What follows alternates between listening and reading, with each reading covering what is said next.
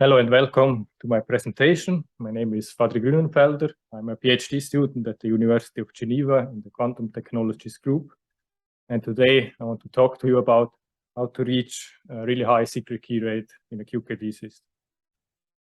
So why do we need high secret key rates in QKD? I mean, one easy example is video conferencing. The US government recommends a bandwidth of about 6 megabits per second for high definition video conference. The second option would be cloud storaging, or in general any type of server client communication where it's always good to have a really high bandwidth. And additionally, there could be, for example, distributed compute. And so what has already been done in terms of high secret key rate QKD? Probably the most famous example is the paper by Giovanni et al. In 2018, where they achieved 13.7 megabits per second through a channel which has a loss of 2 dB. Then there were some proof of principle experiments where they use multiple QKD systems in parallel to achieve a very high rate. For example, there was Paco et al. Who achieved a secret key rate above 100 megabits per second over 8 kilometers of a multi-core fiber. But compared to Yuan, they used 37 systems in parallel. So, I mean, it's not quite fair to compare them. And there is another paper in a similar spirit where they use 9 systems in parallel to achieve 13.2 megabits per second. Obviously, it's interesting to also explore this approach. But today I will talk about our work, which is more in the spirit of this approach. So we use one QKD system and we try to push it to its limits in terms of secret key rate. So obviously the first ingredient, if you want to have a high secret key rate, is a transmitter which can generate states at a very high rate. And so here we see our setup. It's a simplified time bin BB84. And we have the transmitter Alice, who uses a gain switch laser at 2.5 gigahertz to create pulses. And she uses imbalanced Michelson interferometer to fill up the 2 time bits we will later need. And then she uses an intensity modulator to encode the states. And here you can see the state she prepares. So if we choose the key generation basis, the set basis, and the bit 0, we will send just a pulse in the early time bin. And if we want to send a bit 1, we send it in the late time bin. And in the monitoring basis, the X basis, just send a superposition. And since we use weak coherent states, we also have to implement decoys. So we just have 2 decoy levels following the 1 decoy state method. What is also quite important here on the receiver side is that the basis choice is highly biased towards the set basis, which obviously makes sense if you want to create key at a high rate. But in order to process all these incoming photons, we also need very good detectors. So we're using in-house made multi-pixel superconducting nanowire single-photon detectors, or for short, multi-pixel SNSPD. Later in this talk, I will describe these SNSPDs a bit more in detail, especially the multi-pixel one. And in the X basis, it's quite straightforward. Bob just uses an interferometer similar to Alice to make the 2 pulses interfere, and he measures the interference with another SNSPD. But this SNSPD has to count at much lower rates than in the set basis. So you can basically use kind of a standard SNSPD, I would say. So now a quick reminder, how does an SNSPD work? So we have a nanowire, which is, as you can see here, quite small dimensions. It is biased with a certain current. And then when a photon hits the wire, it will heat up and create a hotspot, which at some point will render the whole nanowire resistive. And this means the bias current is diverted through a readout circuit and will generate some kind of readout pulse which can detect. And then after some time, the nanowire goes back into this superconducting configuration. Here we have a nice picture of our 14 pixel SNSPD. So you can see the fiber coming in here from the top, and the active area is actually inside this cylinder. And if you look at the schematics, you can see this really tiny black dot there, which is actually the active area. And this area has a diameter of about 16 micrometers, and it contains 14 pixels, or 14 wires, which form these pixels. And the nice thing about this specific design is that these 14 pixels are interleaved. So this means they fill out the area where the light arrives in a really homogeneous way. And this means all the 14 pixels are illuminated in about the same way, compared to other designs where we could have like some pixels in the middle and some pixels at the border, where we obviously don't have this nice distribution. And this nice distribution also helps to keep up the efficiency at high count rates, because yeah, we can really use all the 14 pixels. And another thing which is nice is that the wires are quite short. So these 14 pixels cover the same area as usually is covered by 1 pixel in a standard SNSPD. And therefore the wires are much shorter, and this can help with the jitter and also with the recovery time. So now if you look at the specifications, which were measured at around 1 mega count per second, so we have 79% efficiency, and a jitter which is below 24% picosecond. Obviously, these are already quite good values, but there might be one problem. I mean, when these detectors usually are characterized, then the parameters are usually optimized for high efficiency, and we do the measurement, and then they are optimized for low jitter, and we do a measurement. But the problem with QKD is that we obviously need both of these values to be good. So we need low jitter and high efficiency at the same time. And additionally, for this experiment, we need good jitter and a good efficiency at a count rate which is higher than 300 megacounts per second. So only looking at these numbers, it's not at all clear if this can be achieved. And in order to make sure that we get the best out of these detectors, we also improved our detection electronics by a lot. So here we look at the electronic part of Bob. The core is basically this FPGA, which takes the detections and do the sifting through the service channel with Alice. And next to it, we have a kind of an interface card where the SNSPD signal passes through. And this interface card has some electronic delays on it, which allows us to synchronize all these channels of the detectors. And unfortunately, the FPGA we are using has a limitation. It has only 8 high-speed inputs, or basically more precisely, the evaluation board the FPGA is on has only 8 high-speed inputs.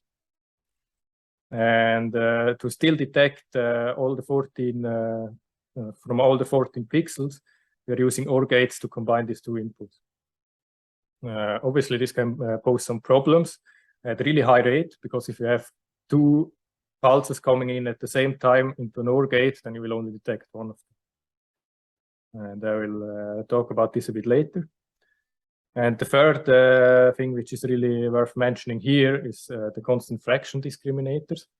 So I will also explain how they work a bit later, but they're basically there to help us reduce the jitter at high count rates. So now, first, what is the problems at high? What is one of the problems we encountered at high count rates? So as I explained in the beginning, when the detector clicks, then the bias current gets diverted. So if you look at this diagram, it's the bias current, and we have a detection here where the current drops suddenly. And then the current will slowly increase again to the level it was before. Now the problem is if we get a second detection within a short time scale, then the voltage pulse we get out from the detector is quite small. And if we get a detection later, then the voltage pulse will be much bigger.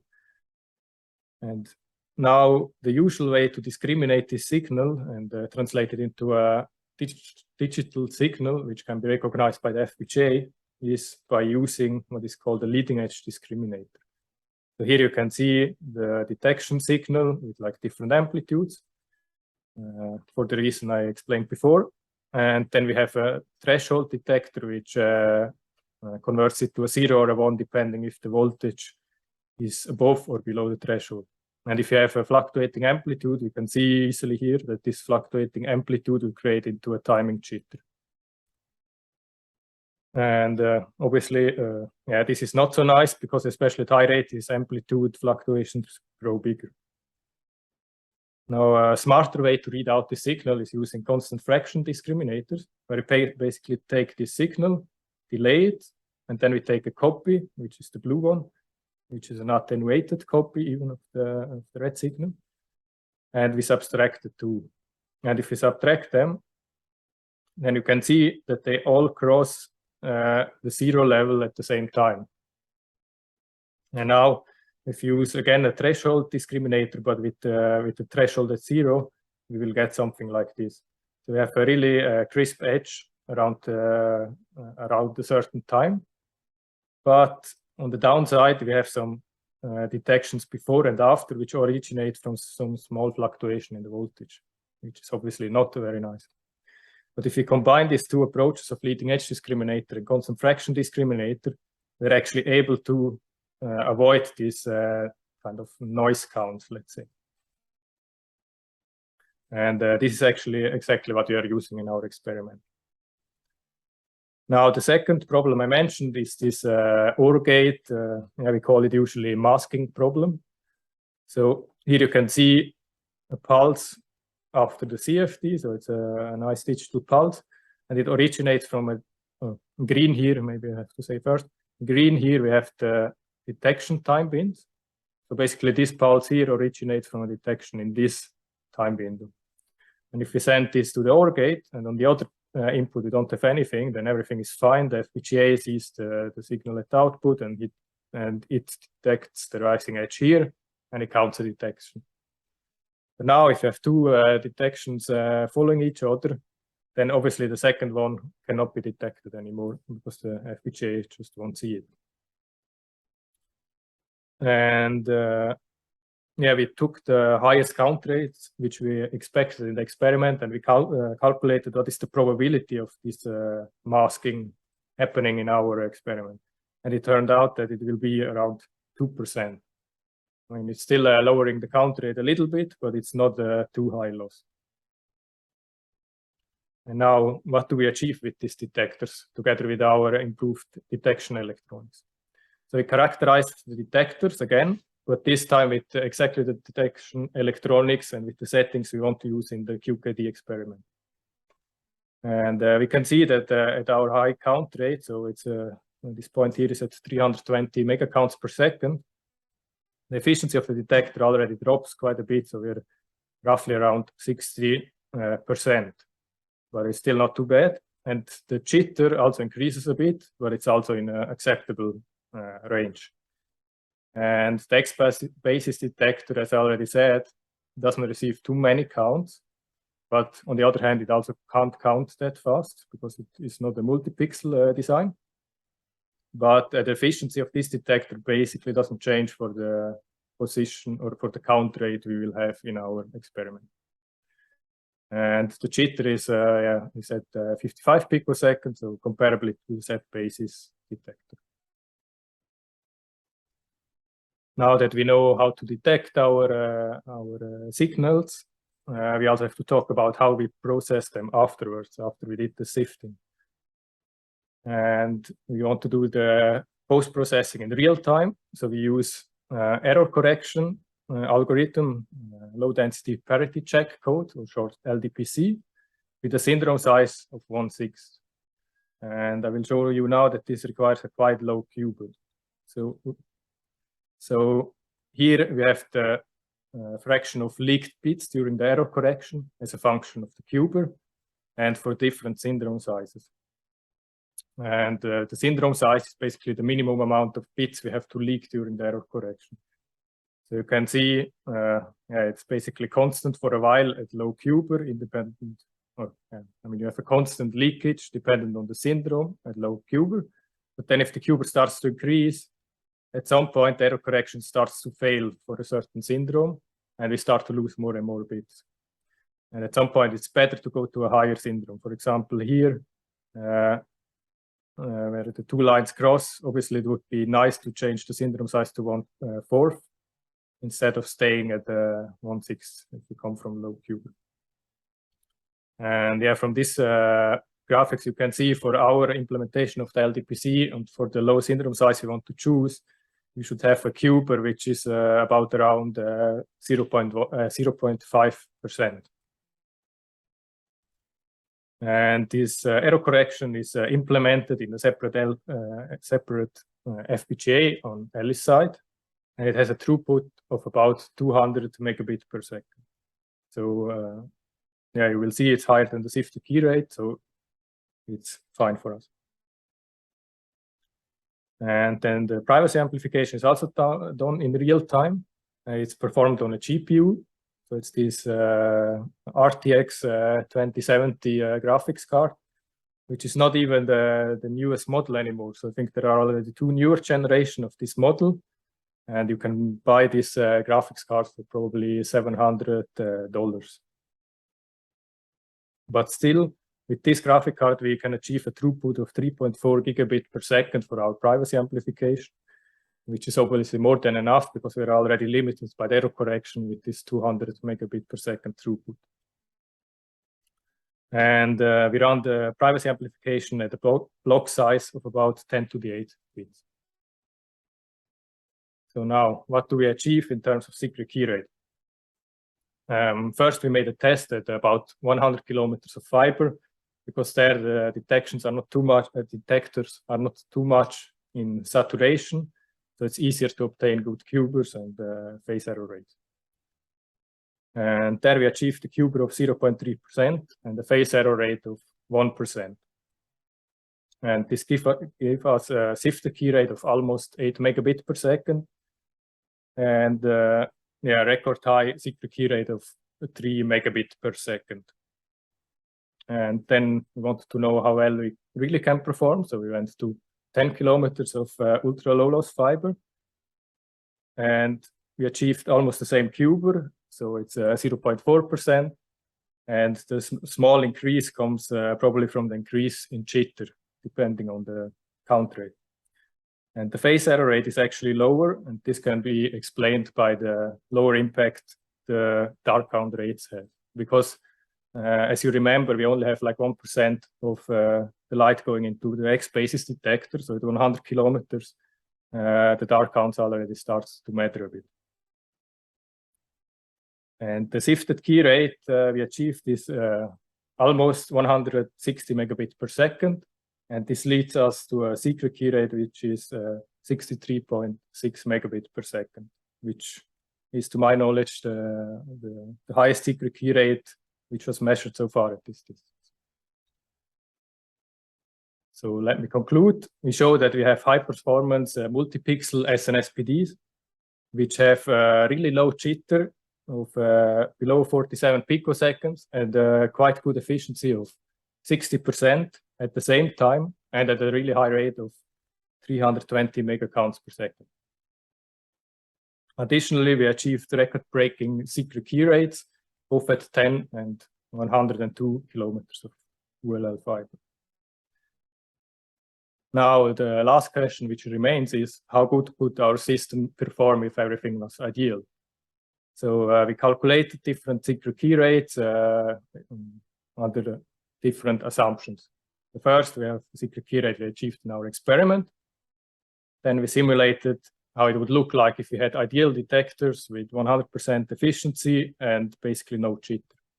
And you can see there we have a bit more than twice the secret key rate, which makes sense because the efficiency is almost twice, and we gain additionally a bit because we don't have jitter. And then another idealization we tried out is just perfect error correction. So we say we have the same parameters as in the experiment, but the error correction can reach the Shannon limit. And also there we can gain something. And the first scenario was a scenario where we don't have errors, but we still take into account the leakage from the error correction. So this 1/6 of syndrome size. And we can see that there actually we don't gain too much compared to what we have in the experiment. And if we combine all these idealizations, so basically more or less really a perfect system with a count rate of 2.5 gigahertz, then we can expect a secret key rate which is of about 200 megabits per second. And with this, I want to finish my talk, and I want to thank you for your attention. And I also want to thank the people which worked with me on this experiment and of the quantum technologies group.